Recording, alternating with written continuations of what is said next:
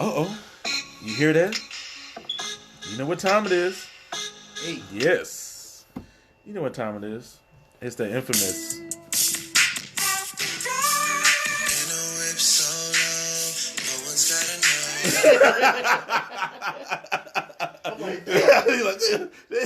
Yes. Yes, it's the infamous After Dark episode. For those that's first time tuning in and stuff, this is where our conversations go even further than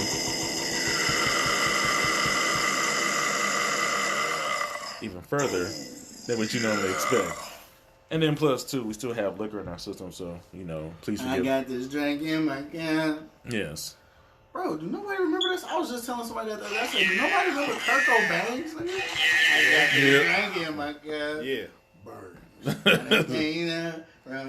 was like, bro. That's when I realized he was named after that. Kurt Cobain. Yeah. Kurt Cobain. Burns.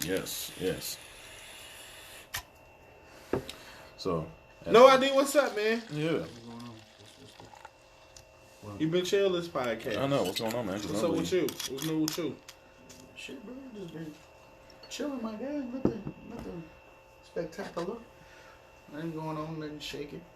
Oh, been cooling and shit. Hey, y'all know who Lil Dicky is, right? Yeah. It's my nigga, bro. Even though he's white, but that's my nigga. Right. Have you seen his TV show? Dave? Yeah.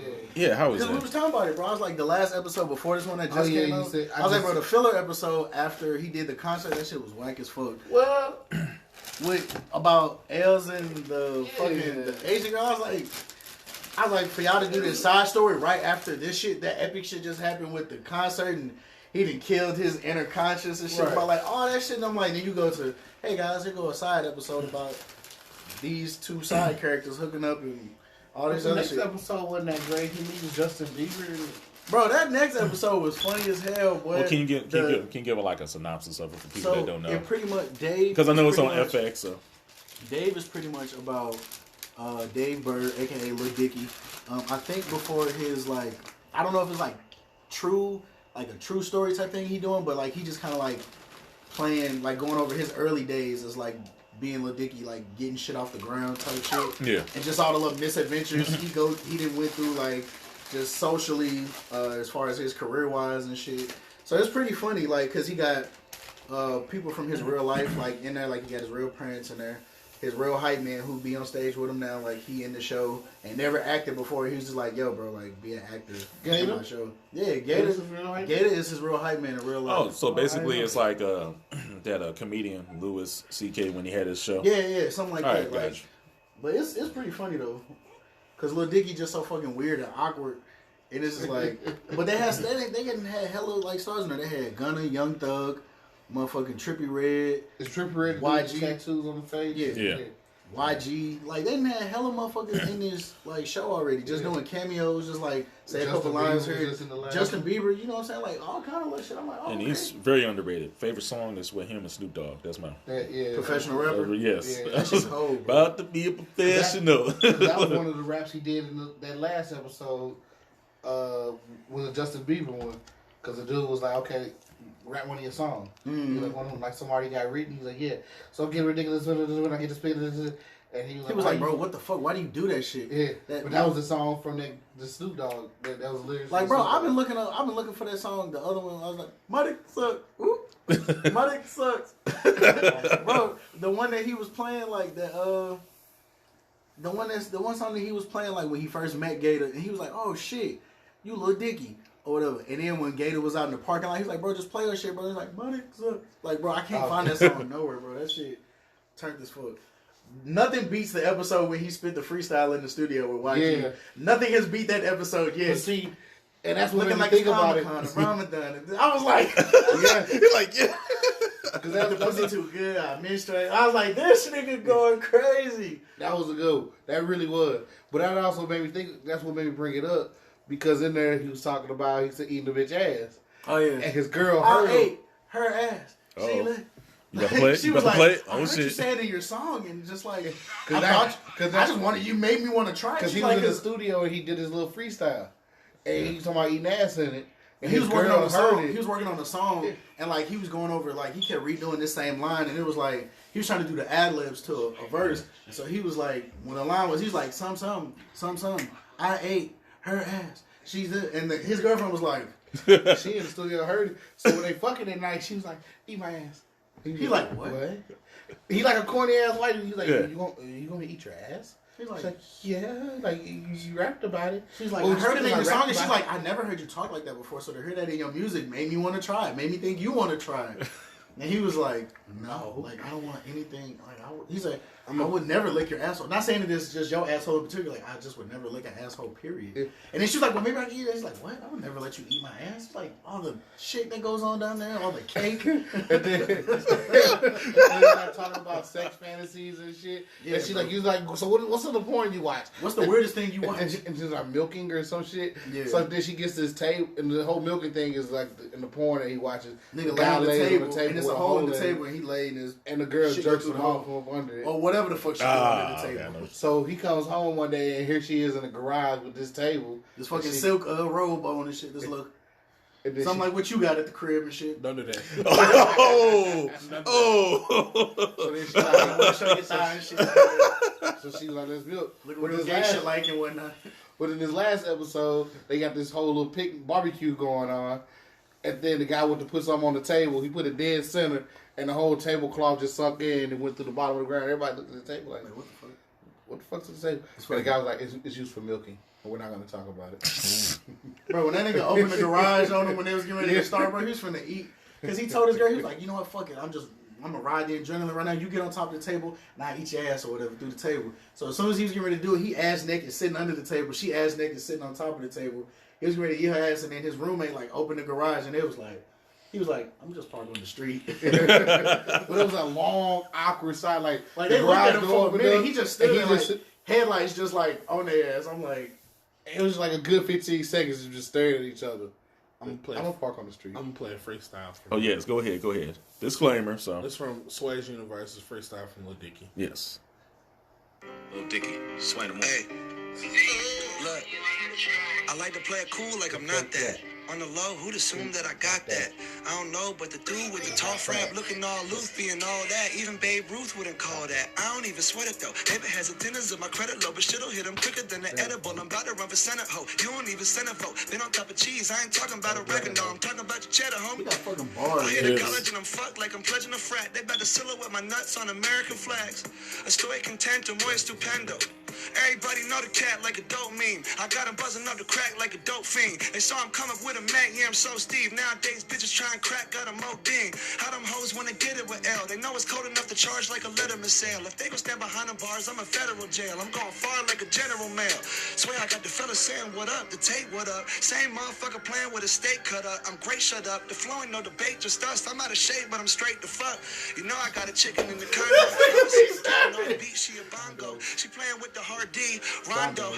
Go inside her all sweet like a strongbow. How I'ma do? I got your ex coming next like a W do. I gotta flex, I'm the best. Now I'm being direct. I'm unimpressed by these bitches that I see in the press. I'm kinda vexed by the trash like I'm cleaning the mess. Cause they is real when they rap as a chi is a pen. Old news stocks plummet. Men's leg hair, they don't cut it. Forget about your era, Pat Summit. Best writtens, I'm trying to get 100 bitches that fuck with the spitting religious. Like a couple of us marital Christians. Beneficial dick but better a living. Better dig it like you bitches got a mill in the ditch. And I'm killing this shit. I've been digging like a villainous ninja. Gripping when I run it, how the fuck I be slipping? I be intimate with them hoes, she never flummox. Take chick, pee and smash, I call her hummus. And I be funny with this shit, I'm just playing. Still nobody fucking with the kid, I'm just saying. Oh, got a chicken parm on a date, it seemed. But I don't even know the broad, she just grating the cheese. I don't even got a job, I just blazing free. But still they get it, boy, bands 98 degrees. So come fuck with me. Got a couple hundred bitches doing drugs with me. I got a couple dozen bitches trying to hug Dicky. And I got a couple bitches who be steady fucking me. Hey, that's a good ass life. Only thing I got left, find a good ass wife. But yo, I gotta hit these hoes first, don't tell mom. In a year, I'ma bend over Michelle Obama. I gotta do it while I'm hot. Trying to get blue on most days like a rock. I'm trying to show a boo the last name of the rock. And put it on D to it, yo, JY. I never hit the scene when I do them how I'm wasted. I'm fucking with them jeans, let them bitches how I wasted. I run around your team, you a player, but I'm Naismith. I command V, while you copy, I just paste it. Face it. Hoes hotel, got him puffing on the L, going harder than some hell, you ain't knew it. If everybody had to tell the truth and you had to pick a dude spitting better than you do, can't do it. Swing, See, like, yeah. the thing about Lil Dicky that I appreciate, like, even though, like, everybody be like, oh, he a white rapper and all that other goofy shit, like, the thing about him that he, like, if you just sit and listen to interviews with him, like, the way his brand, the way he try to market himself, he thinking too many steps, like, ahead of everybody else, because he, like, he always be asking, like, but do you get it? Like, do you get what I'm trying to do? Like, like the whole Lil Dicky thing is, like, oh, I'm making a play on, like, having a Lil Dick type shit. Because as a white person, he just, all the stereotypical shit, I'm like, he trying to do all this ahead of the curve marketing shit, and I'm like, it's genius as fuck, but it's just, like, it go over a lot of people's heads, and I'm just like, I just respect the nigga for sure. I'm like, he just be killing this shit. Then the nigga can rap for real. And like just one of these like what, like a Machine Gun Kelly or some shit. Like that nigga suck, bro. Like you know what I'm saying? AKA a riff raff. Tiptoeing in my Jordans. Get the fuck out of here with that bullshit. He can like actually rap. Like y'all he got like rap though. Like he got bars and shit. Yeah, he got he can the way he construct his words. You like damn that shit kind of go over your head. You be like damn okay let me play that. I shit like riff raff, not for a rapper though, but. His he got star power. Like when you see him, you could tell like that's like a famous person. You know what I'm saying? Like he has like a lot of personality and shit. Like the it that famous people be having. Like, he got the it. He just not like a good rapper. But if he was doing like anything else, like you'd be like, all right, for sure, give it up to Riff Raff. He should have been. He was playing around with the idea of wrestling. And shit, he'll be fucking perfect for that. Like the way that he acted shit, cause I done seen like a bunch of shit with like him chilling in the crib and like what he doing like his daily lifestyle and shit. Like he that kind of person. Like he'd have been much better as a TV personality or like a wrestler or something like that, where his personality can shine through versus like a rapper. Well, but I like Lil Dicky because I love his wordplay on a lot of shit. Yeah, Lil Dicky the same way. He just happened to be a phenomenal fucking rapper. Yeah, because he, like you said, I got my X coming next like a W do, like W right after X. Yeah, like, that nigga got. Bro, I'm telling you, and then you bro, he say his shit, you make you think you're like, damn shit. He said, so I don't cut it like men's hair. Yeah. Like I mean, he say a lot of shit that got a lot of like men's leg hair. Don't cut it. Yeah, like he got a lot of man. I fucks with him. I forget what. I think it was that Snoop Dogg. I first seen him on that Snoop Dogg thing, and then after that, I seen the Sway one. He got another one. He got two. He got two more. Yeah, with Sway. Seen no. And then like I think the next one. I don't know which one came first. Was it Molly or the Freaky Friday? I think Molly. It was Molly first and then Freaky Friday. Molly came first, and when I seen the title was Molly, I didn't think to talk about drugs. But he really wasn't. But it was also a play on words, because the term Molly was like it's a hard pill to swallow. Yeah. But the song was about a hard pill to swallow, metaphorically, because this girl getting married. You see what I'm saying? Like shit like that. Like, yeah, that makes you think. He be thinking of his shit like that, but it's like when people first hear it, it'll just like go over your head, like. On the episode when he was like the last episode when he was sitting down with like the record labels and shit, and he was like, "I'm working on an album. It's called Penis." But it's like the concept is like it was just like on some other shit, and everybody was just like, "Oh, I just think you're funny." Like it just was like niggas take him as a fucking joke, and I'm like, I think that's the most like in real life. I think that's his most frustrating thing because motherfuckers really take him as like, "Are you making it like we just think you like on some Lonely Island like parody music ass nigga like you just make music to be funny type shit." He not like and he like no nigga like I make music because I'm a fucking rapper. I got bars. I rap with some of your favorite rappers. Like I feel like I'm right up there with the J. Cole's and the Kendricks and all them niggas, like, I hold my own weight. And I be like, he fucking does, but niggas don't, like, they be like, get the fuck out of here, Macklemore and shit. Let me ask you this. Why is it that Lil Dicky, you know, he's underrated, but everybody knows that he gets that type of respect, but when it comes to Eminem, y'all don't be showing him the same love. I'm not saying everybody, I'm just saying. I was gonna say, no, that's a now thing for Eminem. Like, but it should be not a now thing because Eminem got bars, and you know for a fact that he says stuff, he twists his words and put words together. That's a now thing, and it's not like limited to Eminem. But why should it be a now thing? Because he been in the game since the late '90s. And who's your favorite bind? What do you mean? James Bond. Who's your favorite one? My favorite one is always going to be Sean Connery. For sure. What about you? Mine was Daniel Craig. Daniel Craig. Mine is Pierce Brosnan. Like, I love that. That's the Bond. That's the first Bond that I remember seeing. Yeah. That's the Bond that I grew up with. Like, that, when we went to the theaters and saw a Bond movie, Pierce Brosnan was my James Bond. That's what I remember. So, much the same way, like, yours is Sean Connery, like, a lot of older guys, you're a movie buff, so it's a little bit different with you. But most older people, Sean Connery, their favorite, or fucking Roger Moore. Yeah. But a lot of people who like my age is either Pierce Brosnan or Daniel Craig. But see, mine is the reason I like mine Daniel Craig for a different reason. Same reason why I like Christian Bale for Batman. Now I grew up with all the other Batmans. Yeah, I just like this new one because of the action, I guess. Yeah. for sure. Because James Bond, like the Pierce Brosnan, Sean Connery, they made it look good. Like it was just always like it was just looking. It looks good. Yeah. Daniel Craig showed that it's not always good. Like you gonna have to work something. Like you gotta put in this work, and that's what I like about it. Same reason why I feel about kicked, like, but that's how I like, feel damn, about. nigga, you catching these hands. That's why I like like Christian Bale for Batman, because Batman's a beast.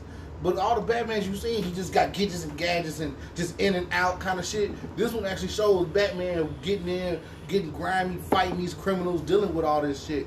That's why I like it. His ass beating that first one too, though. But that's why I like the Christian Bale Batman, because it actually shows that. Yeah. That's why I like this Daniel Craig 007, because it actually shows that grimy little part of it. Now, Even though I came up with those other generations, I like this one because it's not the movie shit. It's just not all glitz and glamours. It shows the bad with it. But now, before ahead. I wanted to interject with the James Bond stuff. The reason why I'm saying Sean Connery is because, like, for me to study about films and stuff, you had to go back into the beginning. So I like Sean Connery movies. I'm a big Bond fan. I read the books. I'm like a dedicated Bond fan. I read the books, the short stories. I watched all the movies. Now, for you to say Daniel Craig is your favorite, I truly respect that. I like him. But at the same time, too, a lot of people sleep on Timothy Dalton, because Timothy Dalton was doing the dark side of Bond, which everybody slept on, which is The Living Daylights and License to Kill. Solid. Yeah, I mean, like, this came out in the 80s, and a lot of people didn't really like that because he was going towards the actual character from the book, how he actually represented, because that's how Bond is. And he was getting slack for it, but then when Daniel Craig does it, he gets the anonymous praise. Yeah. That's what I'm saying. Like, where's the respect at? That's when we transfer that over to music, like Kool Moe Dee shit, and like Eric B. and Rakim, Curtis Blow, like Sugar Hill Gang, motherfuckers like that. Like my mom and them like that. Yeah. My mom and dad like them. Like that's rap to them. Like my favorite rapper is Hove, and like. That's the same. I grew up listening to a lot of rappers. Biggie up there for me or whatever. Like as far as like my favorite, Lupe Fiasco up there. You know, like those are the rappers that are my favorites and shit like that. And some of them transfer over to who I think like the best objectively, as far as objective as I can be. Some of those same rappers who are my favorite also make that list. However, like if you just now turning 18, 17, 16 or whatever, like you don't identify with that music because that was a different time. Lil Dicky is a now white rapper. He's a now rapper. 10 years ago, it wasn't a Lil Dicky, not rapping. And if it was, we didn't know about him. But 10 years ago, it was an Eminem. And 10 years ago, it was, you couldn't say shit about Eminem. Eminem was running. 15 years ago, Eminem was running as far as like, before Eminem, the white rapper that you had to look who Mark Wahlberg and Vanilla Ice. Like it's just a passing of time. Like people shit on Eminem now, but the people who shit on Eminem usually ain't us. Yeah. With the exception of like a few people or whatever, Lord Jamar or whatever, like fucking chill. Ward, once again, he don't like him or whatever, but like Chop or whatever, but he different. Like those are exceptions or whatever, but most people who grew up in the fucking, you know, shady era, Eminem the shit. Like that's the bar for white rappers, you know. Yeah.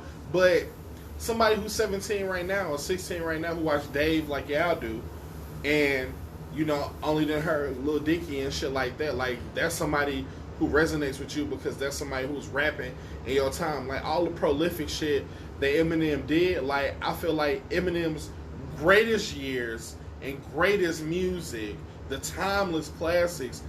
He already done passed him. Not saying that he ain't making good shit now. Yeah. Because his latest album, Music to Be Murdered By, the first, and not by choice, but I heard that album 3 times in a row the day it released. Like consecutively. We had a long drive in the work truck, like 2-3 hours. We heard that shit 3 times in a row. Like so much so that I was like singing the hooks of some of the songs and shit. Like that that's good music. But that's not, cause I am whatever you. That's not. That's fuck that. Hi kids, do you like violins? That's not 9 inch nails. So each one of my eyelids. Yeah, that's want to copy me and do exactly what I did. That's not. I said, get fucked up. Where's my life is. That's not. This Eminem now ain't that Eminem no more. No. See, like, but the kids now don't resonate with that. Like with me, when it came to Eminem, like I kind of first because I mean I remember all the shady shit, but like for real, I didn't really start tuning in to like Eminem as like it was around that time he did the Forever feature with Drake, then he did the Slaughterhouse Cypher. Oh wow. I mean, it's just but see, like my ear for like what I was listening to changed around that time. That's so the end of Eminem. Yeah. So, but like for me personally, it was just like okay, he was killing it then. Yeah. I'm like damn, okay, this I'm like greatest part. Like so I'm like okay, I started paying more attention to him. So then I started seeing shit like I said, like then the Slaughterhouse. I'm like damn, this nigga's killing shit.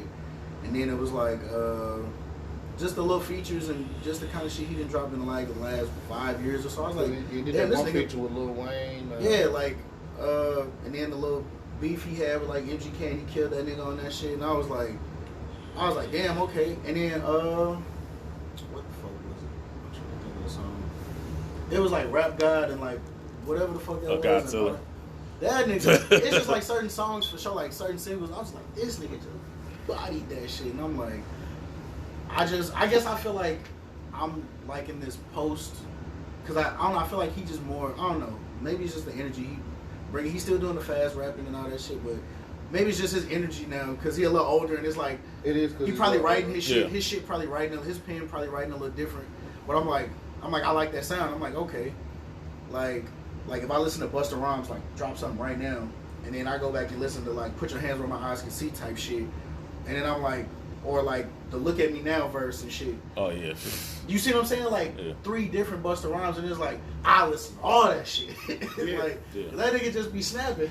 Yeah, like I don't take issue with like people now who appreciate the music that they got now. Like when I can remember back to like other than like the shit that my mom and them was listening to, like the first songs that I can remember like vividly, like I was like, you know, singing the hook with them or reciting some of the verses like Do or Die, a Crucial Conflict, for Twister and shit like that. Pac, Biggie. My mom had every Pac album.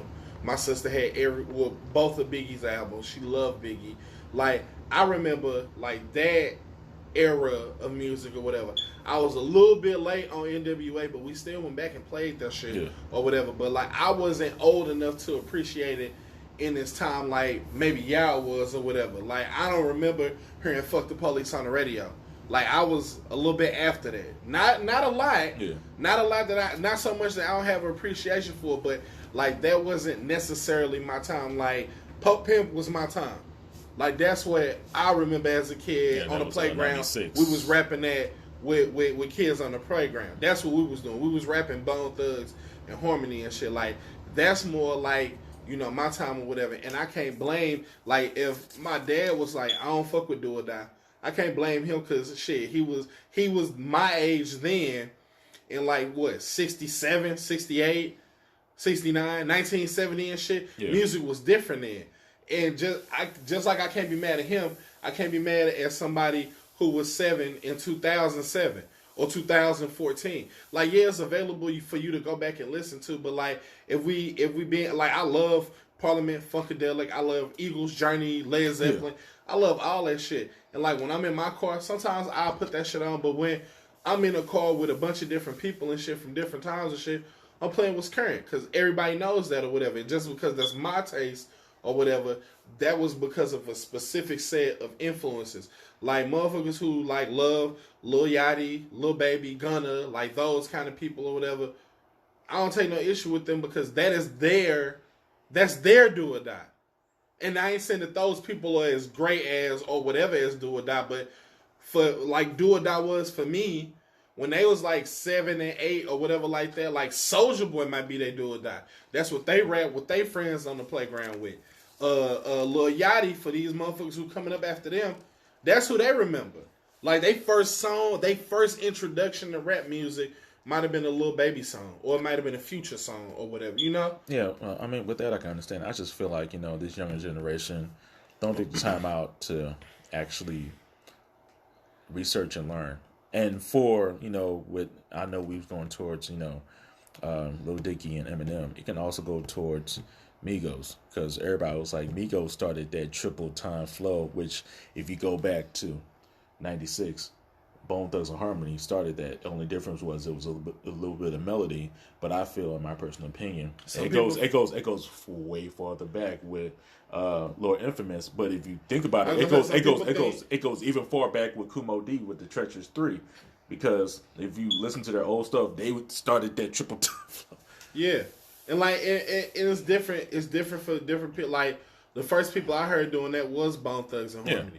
Well, like some people say it was fucking 3-6 and Lord Infamous and all that. Like I can't argue with that. But my first introduction to it wasn't the Migos. But some people, as far as they know, like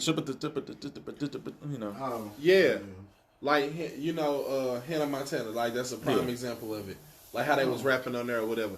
Like, it's a lot of shit that I don't, like, the outside of, like, Bill Russell, like, I don't know shit about, like, 60s basketball. I don't. Yeah. And, like, if it was a person who was the analog for Bill Russell, like a point guard who was as important to the game as Bill Russell was during the 60s, I don't know. The point guard I'm gonna argue is Magic Johnson though, because that's who I can remember or whatever. Like, if people are legendary and greats or greats, goats or whatever, but as time goes on, just like somebody who only didn't watch LeBron James play, like if he be like LeBron better than Mike, I can't argue with him because he didn't grow up in Mike time. He don't know the feeling when you see Mike play or whatever, so I can't be mad at him. Just like how we sounded crazy when we was talking about like fucking Shaq and all that, and motherfuckers had watched what's your boy play for the Lakers? The Skyhook motherfucker. Kareem. Yeah. We probably sounded crazy when we was talking about like Shaq the greatest big man ever. We had a whole generation of motherfuckers who had been trying to fucking perfect the Skyhook on their local basketball courts. Like, it ain't nobody after Kareem to them. Yeah. It ain't nobody after Magic, after Bird. Yeah. Like, and it's fucked up because people don't go back and fucking research and learn their stuff. That's sure. The same thing with fucking Bo Jackson. Bo Jackson don't get no fucking love, and he was the first nigga to do both. But everybody's talking about Deion Sanders. I'm like, but what about Bo Jackson? And he was fucking killing it on both sides. Yeah, he was. Both sides. Like football. Yeah, Bo Jackson. He was doing football and baseball. He was the first person to do it. I know a lot of people think of Deion Sanders. Or even Michael Jordan. Michael Jordan. But Bo Jackson was the first. You can't really count Michael Jordan. Michael Jordan did both, but Deion and Bo Jackson did it both like together. Yeah. Like when football happened, then it was baseball. Michael quit basketball to do baseball. He wasn't doing baseball and basketball. Right. But I get what you're saying, though. Yeah. But that's what Deion and Bo did. They played both. Yeah, like, I mean, as bad as we want, like, people to go back and know their history and all that shit, like, even when anytime we talking about greats and anything, like our knowledge of greats, our knowledge of people, unless like we, going back or whatever and looking at some shit like, is only, so limited. We talk about like great leaders and shit, like the greatest leader of America, most people will say, there's only a couple names that you're going to float around: Barack Obama, Bill Clinton, maybe Reagan, George Washington, and Lincoln. And like, that's it. But like, we done had leaders since the existence of civilization. Like, you don't hear nobody talk about like Mansa Musa or whatever. You don't hear nobody talk about that. You don't hear nobody name drop pharaohs. You don't hear nobody talking about any of the kings or monarchs that we had across the globe of different empires, the Byzantine Empire, this empire, that empire. We don't never hear nobody talk about any of the czars and shit over in Russia. Nobody talk about them. Like, your knowledge of the leaders is what was introduced to you or whatever. And like, I'm sure it's like probably some greats out there who led their people way harder than George Washington did, but them people ain't talked about. Yeah, but like I don't think that it's necessarily like disrespectful and nothing like that. Like we can't stay here forever. Like it's going the time keep moving. Well, I feel it's not about the time. It's just know your facts before you come up with a conclusion. Or even, I don't say know your facts, but like honoring the past. Yes, put respect on their motherfucking names. But don't be so caught up in the past to think that past people can't be surpassed, because that's not what I'm it's saying. It's not about surpassing. But what I'm saying, like, these new cats don't even know the past. They just doing present. Couldn't, like, what's the dude name? Lil Yachty. So he couldn't even rap a B.I.G. verse or whatever. Yeah. Like, dude, how do you get a hit? Like, where did your hit origins come from? Like, you just decide you want to wake up and I want to rap because you heard somebody on the radio. Like, I'm gonna just do that. But you didn't study this. You didn't learn the history of this. Like, who are you? Like, every great. I think that's amazing. Every great. I think that's amazing, though. But every great paid, not because he fucking sucks. No. Every great paid a homage. Jordan paid homage to people. Kobe paid homage. Like, they all got their game. They can say that they watched so and so from the past. LeBron, they all can say they got it from the past. A lot of niggas feel like they haven't gained verification until like niggas feel like, oh, until I done played and got like respect. Like, niggas be like, bro, until I played Kobe and Kobe gave me like the nod. Like damn, nigga, I didn't really know if I was really balling until like a nigga like told me that's up there on the pedestal that niggas say, like, bro, if you say you balling, then you balling. Like, it's the same thing with a lot of rappers. Like, if so-and-so, like, oh, if I ain't heard a word from a Snoop or a Dr. Dre or a nigga like a Staple or like a Diddy or somebody that everybody know and respect, like, see, I can't say that. But I'm saying, like, until a nigga co-sign and be like, yeah, bro, like, you got that shit, then niggas so be like, like, I'm gonna just do, you say Dre, Snoop, or whatever, and you got Lil Yachty. Lil Yachty, to me, my personal opinion, garbage. nah, I don't fuck with this. But Snoop, OG producer, hey, you should do a record with Snoop. Snoop probably don't fuck with Lil Yachty, but you know what? You bring me 50 grand, I'll go ahead and put that verse on your. Yeah. That don't mean I co-sign this nigga and say he cool. No.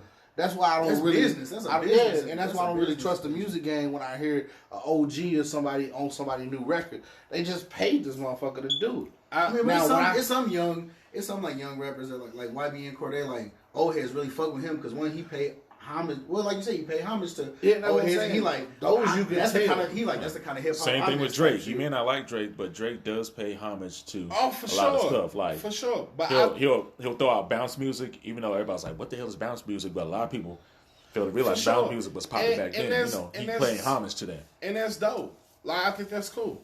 I also think that it's amazing that, like, you can just come in and we don't have like the old guard, the gatekeepers not there unless you pass, this hip hop IQ test.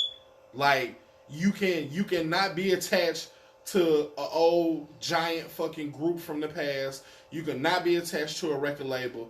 You could just like to rap and you can be a rapper. I think that's dope. Well, hold on, let me slow down a little bit. I get you can like to rap. To me, Lil Yachty can't rap. I get certain people that can rap. Like, Lil Dicky can rap. For sure. I can get somebody like to come in and can rap. But people just coming in and just trying to make music, that's different to me. Like, Blue, that nigga, like a Blueface. I was about to say, this nigga literally was like, yeah, bro, like, I really just wanted to start rapping to make money. I done made a shit ton of money already. He like, bro, I don't even like it's like, where is the respect, though? Because if you're influenced by something, that's going to make you want to do it. Because there's niggas out here to this day who still be pushing that shit out their trunk, and all that shit ain't got a fucking scrap of recognition, and these niggas be going crazy on a song every time. Like, and I'm like, niggas will never get that kind of shine, but all because it's just the way the market is set up for music right now. Like, the attention span of the listener is like cut in half. Which a whole bunch it's very disappointing. It's very disappointing because like, it's all about. It's like, not about like, you know. Niggas want dumb down music, and that's like which is fucked up because back in the day and stuff, you can wait like 3-4 years for an album, and when it came out, you knew you was one of the first people out there trying to get it. Now it's more like, I'm pulling out bullshit music and people are actually eating it up, and it's kind of fucked up. It's like, a lot of great music that's released that way too. It's like quantity over quality, and it's just. But it's still quality out there. Like I understand and be more for the argument against if it wasn't still quality. Like, it's plenty of quality still out there. Yeah. Like, I think that is dope. Like, the problem that Nicki had with Cardi is she felt like Cardi wasn't paying her enough homage. Like, she wasn't being submissive to her. No, Cardi was a stripper and a hood girl from New York, and she wanted to rap, and she made it. Like, Nicki didn't co-sign her. Nicki didn't help her put on a platform. And even though Nicki came before her, why should she have to pay homage to Nicki if you haven't helped me in my career at all? Now, I should be able to just come in and rap and make some money. Cool. I understand what you're saying with that, but Nicki didn't pay homage to fucking Lil Kim. She did on a lot of records. I've been listening to Nicki since day one. Then why does she? But did you? But my thing is, did you hear Lil Kim's side of the story on a Breakfast Club? Because she was acting. She was trying to. She had records that sounded like Nicki Minaj at that time. That would have put Lil Kim back on the spot, but Birdman at the time went ahead, took those records and gave it to Nicki Minaj. Now I know what you're saying, like, yeah, she paid homages and stuff. She shouted out Lil Kim a whole lot early on in her career. But like her, Foxy Brown, she gave respect to the people who came before her, even though outside of in like that particular lane of music, like the vulgar kind of whatever, like Lil Kim, Foxy Brown, like they was at the forefront of that. Like they are the pioneers for that or whatever. But if Nicki didn't give them any props, like I can't be mad at her because what did Lil Kim ever do for her, like personally? Inspire her. And Nicki a dope ass rapper, and like she did a whole bunch of pop shit or whatever. But if you listen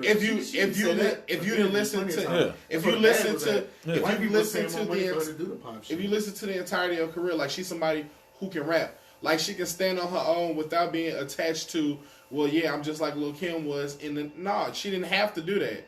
And if she didn't do it, but she did, but she didn't do that, shouldn't nobody be mad at her? But why would she be mad with Cardi B? And Cardi B was giving respect to a lot of folks. And I feel she gave it to Nicki too, but Nicki felt like she wasn't giving enough. Like if I am establishing myself on my own merit, on my own talent, on my own skill, and you ain't done nothing to help me get into the industry, then I don't care if you came before me. I shouldn't have to. I shouldn't have to. Like it's cool to do it out of respect. That might be the responsible thing to do or what have you. But like if I don't, obligation kind of. Yeah, I'm not obligated. I'm not obligated to do that. I'm not obligated to know every Biggie verse.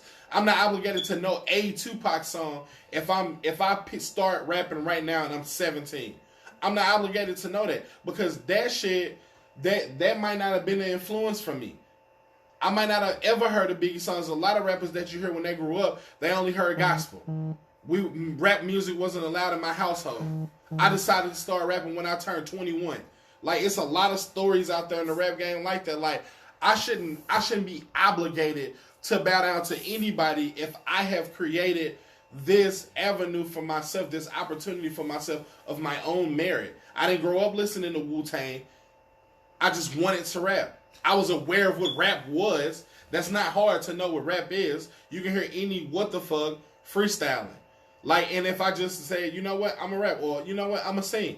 I listened to gospel music my whole life. I heard people singing. I'm going to start singing. Therefore, that's inspiration. That's inspiring you. That's homage right there. That's not no obligation. Something has to but you're not inspire obligated to you pay to homage. do. You're not obligated to do that. But who said you got to? You said it's not about being obligation, but you don't have to have be to inspired by something. If you're being inspired by something, for sure, that feels like a homage. That would be a homage. But if you are inspired by something, you don't have to say that that's what inspired you, and everybody should be okay with that. If you are doing what you do, and people like it, some people like it, even if some people don't, because nobody out and everybody fucking like them. But if you are doing your thing, and you was inspired by somebody, and you don't ever mention them, nobody should be mad at you because you don't have to. You can just go out here, and I think it's amazing that you could just come from any rock, any whatever back alley neighborhood, upload a 21-track mixtape on SoundCloud, and you can be performing 6 months from now on the stage over in Europe. That's dope to me because it's an opportunity to get into something where, and y'all old enough to know about hip hop in the old days, how difficult it was to get in the rap game, to make money, to get a decent deal. Because when you talk about decent deals, we got Cash Money and we got No Limit. They had great deals, almost all of their publishing. Yeah. They only had distribution deals. Nobody else had that. Motherfuckers was getting in 360s before 360s had a title. Motherfuckers was getting fucked as rappers now who was killing it in the 90s, who broke as fuck, don't own no pub, no masters, no nothing. Like, and now that I could just be like, you know what, fuck it, I'm a rap. And I want to rap about vegetables. And I get 100 million streams. If I choose not to pay homage to Dole or Green Giant Carrots, then that's got to be okay. Like, because I did this myself. I put in the talent. It don't matter who I was inspired by. I need to be able to do this at a level enough where people want to buy my product. And if I've successfully done that, I shouldn't have to pay homage. And I think it's equally as dope as that you could get 1 million fucking streams from rapping about vegetables. Yeah, but that could be a real thing. But you do realize that a lot of people are not getting paid from their streams. Don't. That's For why. sure. Why you think a lot of artists are upset about them streams? For sure, they're not getting that money. If they was, I can definitely agree with you that. But just because you got 100 streams don't mean shit in my opinion, because you're not getting money from that. Not a lot of money. Not the money that you think that you're going to get. But the thing that having 100 million streams, while it may not equivalent to fiscal dollars, it does equivalent to an audience now. Being able to get on a platform where somebody can hear your song 100 million times has opened up an audience for you. I give it that credit. I know they're getting fucked on the dollars because what's a stream? How much is the stream worth? Who calculates it? How do they calculate it? It's a bunch of shit that still need to be worked out. Yeah. Anytime you change in currency from physical sales to streams, what equals a record sale, all that shit. Because I get that. It's easier to buy a CD, and it's like, unit wise, you're like, okay, well, they pushed out this many units. Each CD costs this much. Yeah, after everybody take their little slice out of it, you'll get and then like with the ringtones, when ringtones started popping, everybody was getting paid, and the singles and stuff. But Dom can attest to that, like, because you from the area of buying a CD or whatever, you know what it's like before streaming. So if you went somewhere and you went and bought a Wu-Tang album, right? How many other people was listening? Who you could just talk to about a Wu-Tang album. It ain't like it is now. Like, I could say something about a Lil Uzi Vert album, and it's global. I can have a global conversation about it because there's somebody in Egypt listening to him, and there's somebody in China listening to him, there's somebody in Japan listening to him. But back in the day, if you didn't buy a Wu-Tang album, you ain't never bought one, if I'm talking about the Wu-Tang Clan, for all intents and purposes, the Wu-Tang Clan don't exist to you if you never bought an album. Now, Wu-Tang, just the name, is 1 million fucking pages of information on them, plenty of media about them, comics about them, all that shit, and it's global now. It's international. Everybody can see it. So that streaming opens up an audience that you really had to cultivate back then. Yeah. I just think it's like not. I agree with y'all. You know, I mean, I'm arguing for the sake of arguing. Yeah. But I do agree with y'all. I do think that you should. I think that you should, you know, show respect or gratitude to the ones who paved the way for you to have this opportunity. Yeah. You absolutely should, and I do agree with you on that. But I also do submit to the fact that you don't have to, and I do think it's great that any Joe Blow can come up with music, because think about how much shit, how many rappers that we done got from just throwing up a mixtape on SoundCloud that in the 90s we would have never heard if they didn't know the right person, the right connect, the right label, the right management. This, my cousin is, you know, the fucking VP at Def Jam. Like, if you didn't have them type of connections, or you didn't run on the stage, or do something crazy like 50 Cent did with How to Rob, he was almost at the turn of the digital era and shit. But like before that, nobody knew who the fuck you was. It was the same people. You had the Fugees, you had Hove, you had Preem, DJ Premier, and fuck, motherfuckers gonna kill me for that. But him and his artists, you had fucking. You talking about Gangstar? Yeah. You had Gangstar. You had like The Roots. You had fucking Talib Kweli and Mos Def. Like, you had your rotation of dudes. And anytime you get a new dude, like, that's why No Limit's camp was so big. All the new rappers we got was coming up through No Limit. Up through, but it had to be a posse. And we'll pull you up, and if you can rap, pull you on. That's how Lil Wayne got on. Because the Hot Boys was a thing. You bring up Lil Wayne. Like, Lil Wayne couldn't have been just a regular 14-year-old kid rapping in New Orleans and got a deal. You have to go through a specific channel. And I think it's dope that now a Lil Wayne then could be potentially just the biggest artist as he is now, growing up in this time, because it's just, you can just put it out.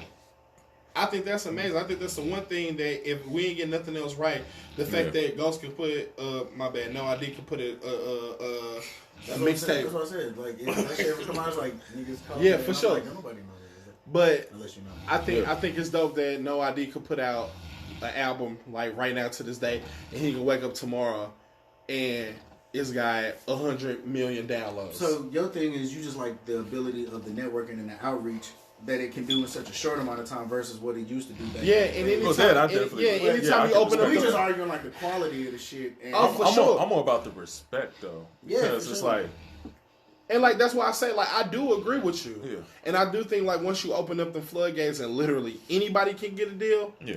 Or anybody can get on, it's gonna be a whole lot of bullshit. Because back in the day, you almost had to be vetted. Like, you had to show that you could sell records. Now anybody can get a deal or whatever. And it was bullshit back in the 90s too. Yeah. But now it's just we just have so much of it. Yeah, we got so much. Yeah, we got more information and stuff. I mean, for that part, I would give Soulja Boy, because I give him his respect, because he is the first internet rapper. Shout out Big Draco. Because, like I said, I don't like his music, but I do respect the fact that he was able to get on and start. He started this wave. He started the wave. Yeah. Good or bad, he started the wave. Yeah. And he don't get the respect that he deserves. Because everybody treat like Soulja Boy as a joke, and like Soulja Boy, like, cause still worth that Soulja Boy, like, kiss me through the phone, like, boy, fucking net worth, speakers going hammer. Net worth still $30 million. Soulja Boy still got swag. Yeah, he still got mad. We made it. He still got mad production credits.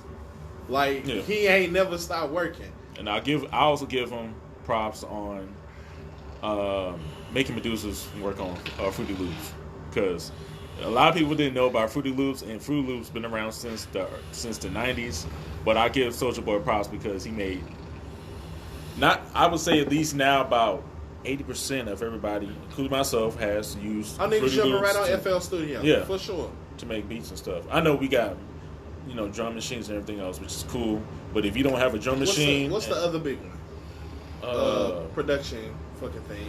Pro Tools. Pro Tools. Which Pro Tools. Yeah, Pro is Tools. the other one. That's the other big one. Yeah, because Pro Tools been out since like the late '80s. Because that was like a new wave. Because you was able to, you know, mix, record, and edit your music at your house. You can mix and master in your basement. Yeah. And a lot of careers been made off of Pro Tools. Yeah. It's expensive to get. Well, first, it's hard to find somebody who's talented enough to play every instrument that you want to have on your record. Yeah. And some sounds ain't natural sounds. And yeah, it just opened up the fucking gate. It's hard to get an orchestra to do your song. Like, it's hard to get 11 niggas to play 11 different instruments, have them all synced up, and you rap on it at the same time. Like, when I see motherfuckers come out with live orchestras at their concerts, like, nobody understands, like, the work that goes behind that. Like, hours and hours of rehearsal, because it's 47 people on stage and you got a microphone. You got to hit your words, you got to hit your numbers, and so do the other 47 people. 1 or 2? Yeah. 47? Yeah. Jesus. Like, I don't know. I mean, I'm just like at a point now, like, if it's like a certain type of music, or like I want something that's, you know, like metaphor heavy, or just some light fun rap or whatever like that, because the market's so flooded, you kind of got your pick of the litter now. You can kind of pick what you want now. I want a white rapper who got crazy punchlines. I can find exactly that now. Whereas maybe back in the 90s, it was like one person, you better hope he do punchlines. Because if he don't, you out of there. Or you listening to the CD man talking about, you know, come get you one. Like, now, you can pick exactly what you want. Yep. I want me a black rapper from Wisconsin who raps country music. Done. You got him. You got him, man. He got 11 albums on Spotify right now. Yeah. Download now. Like, I think that's amazing how far we've come in the digital age as far as like the accessibility, because that opens up a bunch of opportunities for people who didn't have them. Like, imagine how much more music we could have got from a Pac or a Big if they grew up in the digital era. Instead of traveling here to go to this producing studio and then flying back to New York and then going to Texas to just get 3 songs out. You've been around the damn country. Big could have sat in his basement and punched it in. Producer email you the beat. You rap over the beat, send it back to the producer, he mastered it. It's on there, and it's all the shit that happened in 6 hours. Yep. Like, that's crazy, and shit wasn't like that then. So, I mean, it's a give and take for all the good shit we get. We do got to get some bad shit. It's a lot of new rappers who I don't think are good rappers, but I don't never sweat the technique. I'm glad that it's somebody out here who can provide a lifestyle and take care of some people. I think that's dope. Yeah. Your raps might be shit, but I'm glad that you have an opportunity to make your shit raps. Yeah. Because you didn't always have that. But I do agree with you though. Show some respect. Yeah. Put some respect on their motherfucking names. Shout out to Birdman. Shout out to Birdman for that. Yeah. That's the only shout out he get. Yeah. And then on that note, listeners, we're going to go ahead and shut this down. We appreciate you for listening.